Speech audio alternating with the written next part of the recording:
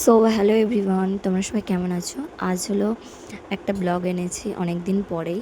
আমার একটা কিছু ব্যক্তিগত কারণে আমি ব্লগ দিতে পারছিলাম না তোমাদের, তো তার জন্য ভেরি ভেরি সরি। তো সেদিন যাচ্ছিলাম মামার বাড়ি, তো মামার বাড়ি মহোৎসব ছিল ওই বিদ্যানগর মঠে। তোমরা অবশ্যই জানো, আশেপাশে যারা বিদ্যানগরে থাকো তোমরা সবাই জানো, বিদ্যানগরে রাধা মাধবের একটা মূর্তি আছে। তো ওখানে মহোৎসবের দিন গেছিলাম। মায়ের একটা মানত ছিল আমার দিদির ছেলেকে নিয়ে, তো সেটা এই আর কি, তাই জন্য মা মালসা দিয়েছিল। তো মামার বাড়ি আগে গিয়েছি, তারপরে ওখানে বসেছিলাম, তারপরে গিয়েছিলাম। এই এত রোদ, আর ওখানে মালসা ভাঙে আর কি তোমার বিকেলবেলা, মানে দুপুরবেলা। আর আমাদের এই সাইডে আরে মালসা হয় আমি দেখেছি রাত্রিবেলা।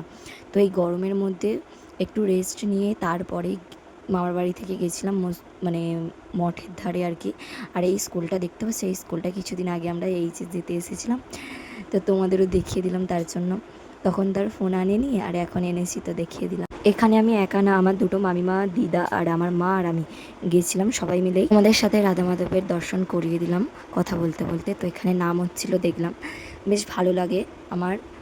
আর তো এখানে প্রচুরই লোক হয়েছিল। তো তারপরে রাধা মাধবের, মানে মঠের, এটা রাধা মাধব মঠের রাধা মাধবের আরতি হচ্ছিল, তো আমিও এখানে দর্শন করছিলাম।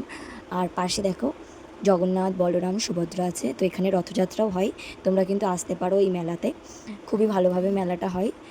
আর এখানে দেখো মাধবের দর্শন তোমাদের সাথেও করিয়ে দিলাম। তো এখানে অনেকের মালসা আছে, মানে প্রচুর মানুষের মালসা আছে। আর তো এখানে ভোগ ভোগ দর্শন যেটা বলা হয় আমার করা হয়ে গেছে, তো তোমাদেরও করিয়ে দিলাম। তো তারপর এখানে নাম শুনতে এলাম আবার, তো কি অনেক মানুষ নাচছে আর কি। তো মালচারা নিয়ে কোথায় গেলাম, কি করলাম, নেক্সট ভিডিওতে তোমাদের দেখাচ্ছি।